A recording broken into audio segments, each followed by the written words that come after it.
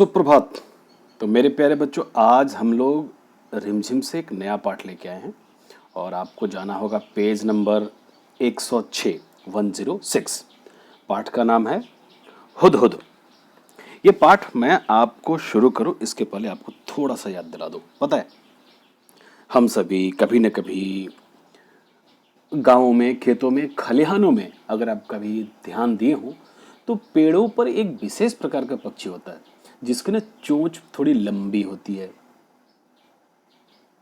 और गाँवों में इसे कठफोड़वा और पता नहीं हजामिन किन किन नामों से पुकारते हैं। तो आज हम सबसे पहले जो काम करेंगे वो ये कि इस पाठ को पढ़ेंगे और आप मेरे साथ पढ़ेंगे। पढ़ने के लिए मैं आपको बुक का स्क्रीन अलग से भेजूंगा, लेकिन फिलहाल आप मेरे साथ बने रहिए और पढ़ना स्टार्ट करिए, वो भी मेरे स्टाइल में। So let's go. रेडी? 1 2 3। सो एक बार सुलेमान नाम के बादशाह आकाश में उड़ने वाले उड़न खटोले पर बैठे कहीं जा रहे थे। बड़ी गर्मी थी, धूप से वो बड़े परेशान हो रहे थे। आकाश में उड़ने वाले गिद्धों ने उनसे कहा, यार अपने पंखों से तुम लोग मेरे सिर पर छाया कर दो। पर गिद्धों ने ऐसा करने से मना कर दिया और उन्होंने बहाना बनाते हुए कहा, हम तो इतने इतने छोटे हैं, हमारी गर्दन पर पंख भी नहीं है, हम छाया कैसे कर सकते हैं। सुलेमान आगे बढ़ गए और कुछ दूर जाने पर उनकी भेंट हुदहुदों के मुखिया से हुई। सुलेमान ने उससे भी मदद मांगी। वह बहुत चतुर था और उसने फौरन अपने दल के सभी हुदहुदों को इकट्ठा करके बादशाह सुलेमान के ऊपर छाया कर दी। सुलेमान बोले, मैंने गिद्धों से भी मदद मांगी थी, वे मेरी मदद कर सकते थे पर उन्होंने मेरी मदद नहीं की।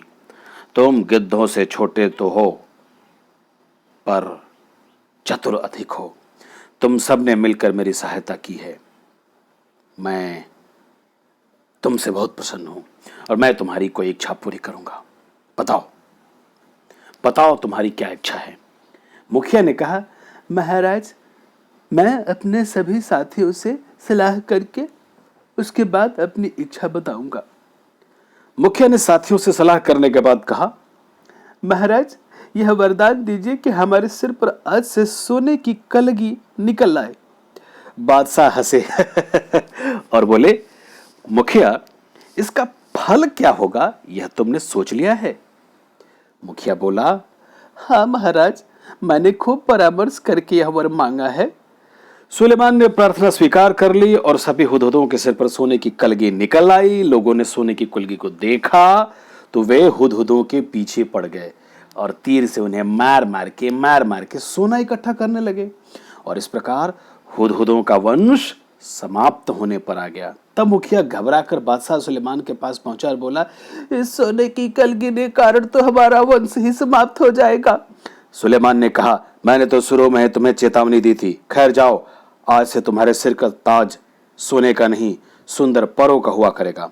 और तभी से हुदहुदों के सिर पर परों का यह ताज शोभा पा रहा है।